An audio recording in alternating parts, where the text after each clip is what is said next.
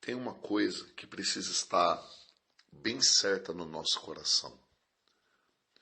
Em todo lugar nós vamos encontrar falhas. As pessoas cometem falhas. Em todos os ambientes aonde nós estivermos, aonde tiver um ser humano, não existe perfeição. As pessoas estão progredindo para melhorar. E a impressão que eu tenho é que dentro do ambiente da igreja, as pessoas acreditam que o ser humano é perfeito. Por estar na igreja, alguém é perfeito. Por ocupar um cargo, por estar ministrando a palavra de Deus, alguém é extremamente santo, perfeito. E infelizmente, os nossos ministros, às vezes, eles passam essa imagem mesmo. Eles dão uma impressão de que eles são muito perfeitos, não comentam sobre suas fraquezas, não têm facilidade de pedir ajuda sobre as tentações que enfrentam. E existe essa expectativa errada, sabe, das pessoas, em torno de quem prega a palavra, em torno de quem tem dons espirituais, em torno de pessoas que estão verdadeiramente sendo usadas por Deus, mas que também verdadeiramente ainda estão em um processo de conversão. Eu, particularmente, não tenho problema nenhum de falar que, graças a Deus, estou me convertendo, estou avançando, tenho fraquezas, tenho momentos de tristeza, tenho momentos que sou tentado, e graças a Deus posso contar com os meus irmãos, posso contar com os obreiros que trabalham comigo, posso contar com a intercessão de pessoas que olham para mim não numa expectativa errada, achando que eu sou uma pessoa impecável, perfeita, mas, infelizmente, essa é a imagem que muitos irmãos passam, que eles são extremamente impecáveis e quando vem a decepção, ela quebra com muita gente. Eu gostaria de ler um aviso que está em Apocalipse. Tem um aviso aqui para nós no livro de Apocalipse, capítulo 2, versículo 1. É um aviso para a igreja de Éfeso. Olha o que está escrito. Ao anjo da igreja de Éfeso, escreve: isto diz aquele que tem na sua mão direita as 7 estrelas, que anda no meio dos 7 candeeiros de ouro. Versículo 2. Conheço as tuas obras, teu trabalho, tua perseverança. Sei que não podes suportar os maus e que puseste à prova os que se dizem apóstolos e não são, e os achastes mentirosos. Tens perseverança, e por amor do meu nome sofrestes, e não desfalecestes. Eu tenho, porém, contra ti, que deixaste o teu primeiro amor. Repare bem o versículo 4. Eu tenho, porém, contra ti, que deixaste o teu primeiro amor. Lembra-te de onde caíste. Arrepende-te e pratica as primeiras obras. Se não te arrependeres, brevemente virei a ti e removerei do seu lugar o teu candeeiro, se não te arrependeres. Então tem 2 coisas importantes aqui, nesses 5 versículos, que eu acredito que a gente tem que meditar. Uma igreja que tinha perseverança, irmãos que trabalhavam, tinham obras, eram pessoas comprometidas com as coisas de Deus.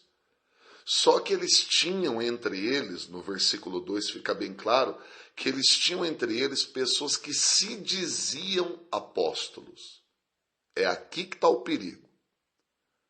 Nós temos irmãos encantadores entre nós, eu estou falando de modo geral, no corpo de Cristo, só que eles gostam de falar muito deles mesmos. eles se dizem apóstolos, eles se dizem profetas, e nós temos que tomar cuidado. Porque quem pode dar testemunho e confirmar o caráter de um homem, o caráter de uma mulher, não é ele mesmo, é o próprio Espírito Santo que pode confirmar a veracidade da nossa vida perante Deus. Tome cuidado com pessoas que atraem a sua admiração. Tome cuidado com essa admiração exacerbada que você fica muito admirado, muito admirada com o ser humano. E eu repito, não estou aqui pregando desconfiança. Não, esse não é o objetivo dessa palavra. O objetivo dessa palavra é levar a gente a entender que o único que é perfeito é Cristo. Não é aquele homem, aquela mulher admirável que a gente vê sendo usado por Deus, sendo usada por Deus, e que de repente, sem a gente perceber, nós nos pegamos colocando a nossa confiança não em Cristo, mas naquela pessoa. E aí, quando a gente passa por essa experiência que os efésios passaram, de os achar mentirosos, de encontrar uma incoerência, de encontrar um desvio de caráter, a gente fica todo perturbado e perde o primeiro amor. O que é o primeiro amor? É olhar primeiramente para Jesus. É ter Jesus sentado no trono do nosso coração. E não são poucas as pessoas que eu encontro que quando elas vão falar do homem, quando elas vão falar de uma mulher de Deus, de um homem de Deus, elas enchem a boca. Você vê aquela boca cheia de admiração para falar do profeta que Deus usou. Mas não tem a mesma boca cheia para falar de Cristo. Esses dias eu vi um irmão falando de um profeta e da forma como Deus usou o profeta lá no monte para falar com ele e que aquele irmão era muito cheio do Espírito Santo. Aí eu disse assim para o irmão, agora fala um pouquinho de Jesus com essa mesma admiração que você falou do tal profeta. E o irmão ficou muito desconcertado quando eu disse isso para ele. Porque ele percebeu que ele estava com admiração voltada para o homem. Sim, queridos e queridas, temos pessoas maravilhosas no corpo de Cristo. Tem gente que fala ao meu coração poderosamente, mas nós temos que botar o pé na rocha, não é na lama, não. Nós temos que colocar o pé na rocha. Eu não estou desmerecendo nossos profetas, nossos apóstolos, nossos líderes, só que se você quiser ter firmeza e saúde espiritual, você vai ter que entender que essa firmeza vai vir do alto, não vai vir simplesmente do altar, não.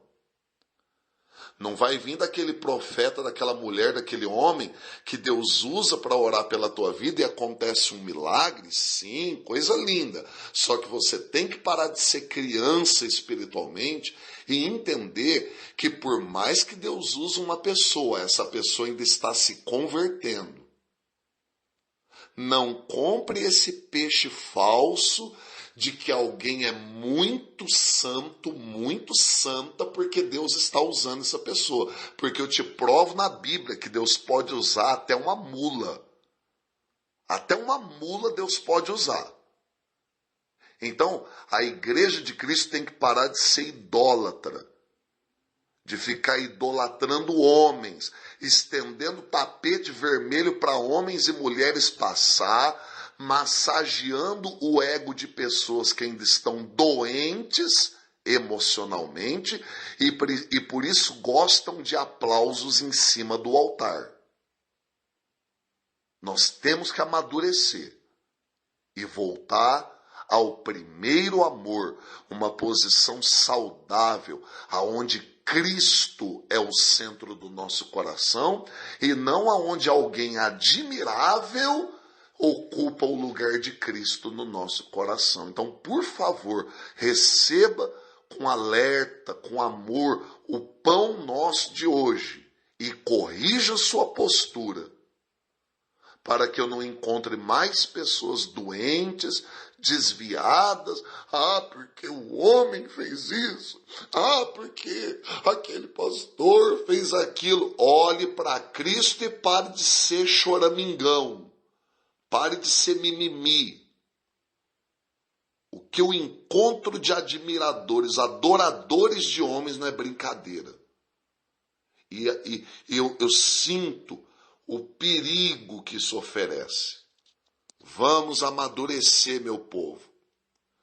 Cristo é o caminho, a verdade e a vida. Não é apóstolo A, apóstolo B, eu, pastor Fernando. Não, é Cristo. O apóstolo Paulo apontava para Cristo. Então, novamente, eu trago um alerta. Cuidado com quem fica falando muito de si mesmo. Cuidado com gente que fala, eu sou muito de Deus, porque Deus é muito comigo. Vou contar uma visão que eu tenho. Tudo fica se chamando a admiração do corpo de Cristo para si. Cuidado para você não se decepcionar. Sim, temos visões, temos dons, Deus se manifesta mesmo na nossa vida, isso é verdade, mas a glória não é do homem.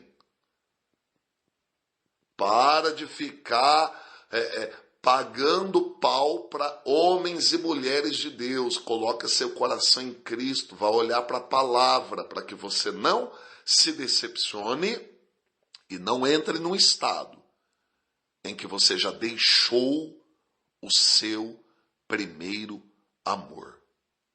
É o pão nosso de hoje.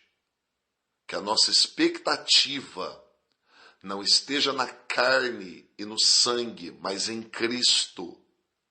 Que o nosso coração não se volte a idolatrias carnais, mas para Cristo. Que Jesus seja o centro da nossa vida, não o homem, não a mulher. Que nós possamos amadurecer nisso. Pai, eu te agradeço. Obrigado pela tua palavra.